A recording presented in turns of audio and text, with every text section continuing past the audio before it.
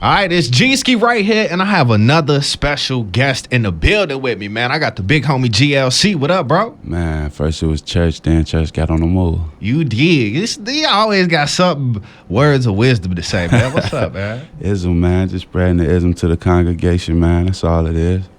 First off, I just want to say, like, I'm a big-ass fan, bro. Like, the first song I ever heard What You Wanted was Spaceship. Oh, wow. And the line that stuck out to me was lost my mama, lost my mind, bro. Yeah, go right there. And definitely, I got my OG name right here. Oh, that's what's happening. On my left arm. But it didn't, after I lost my OG, that line stuck out more. You know what I'm saying? And I felt them words like instantly. Yes, like that's the first line that came to my head when I lost my OG was lost my mama, lost my man, bro. And I was my like, condolences, brother.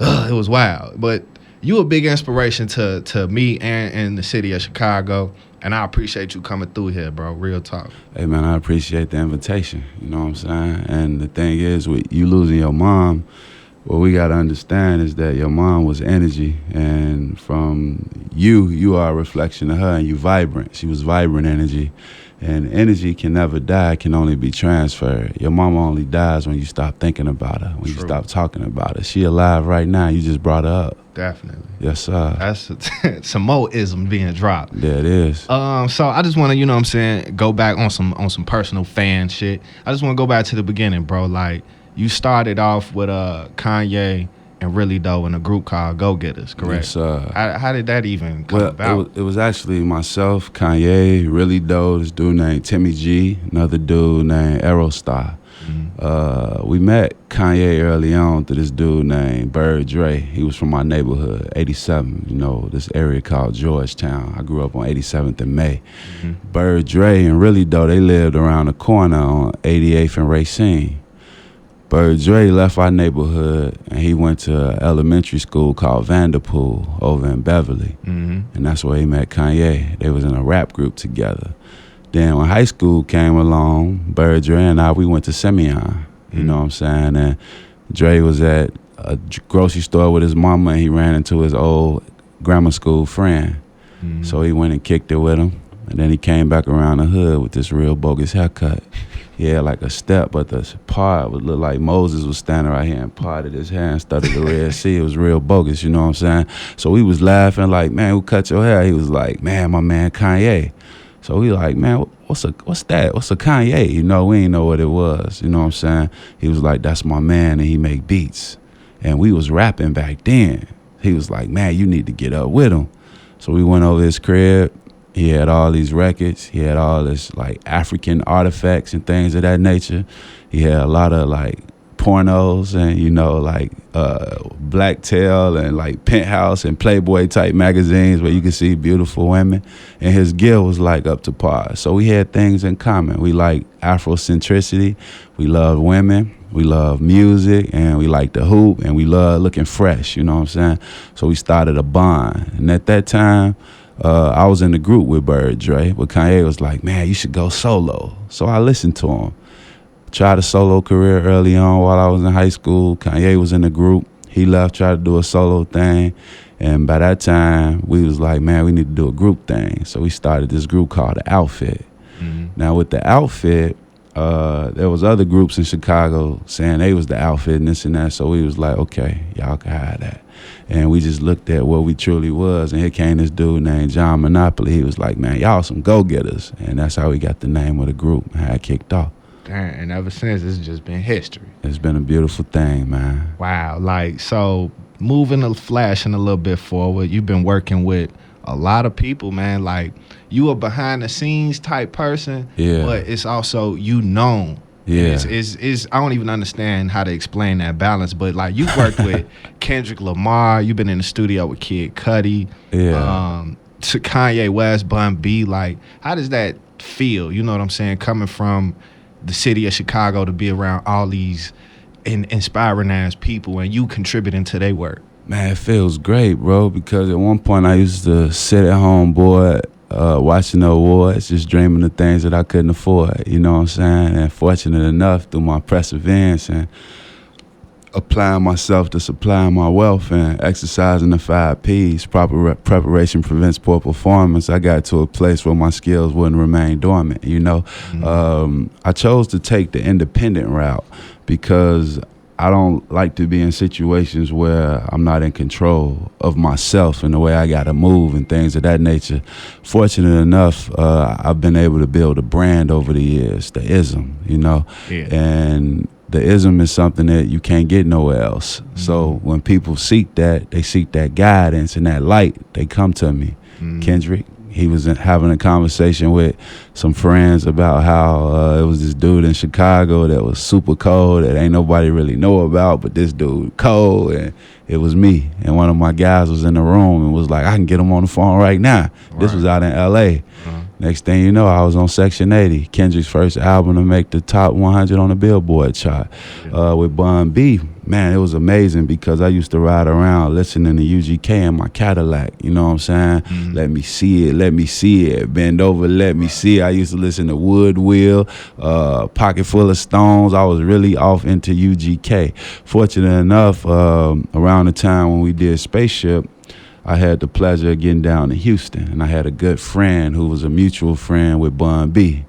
And he picked me up from the airport. Then we went and picked up Bun, and Bun was in the back seat of the Land Rover that we was in. I'm in the front seat, and my man, his name Nori, he one of the guys. He from 107th and Wentworth. You know what I'm saying? He was like, Bun, you know who this is, man? He was like, man, what's your favorite song on that Kanye album? Bun was like, Spaceship. He was like, man, this dude right here. And Bun was like, man, like what? He was like, man, lost my mama, lost my mind. Bun was like, oh man, like, man, you got it. You know what I'm saying?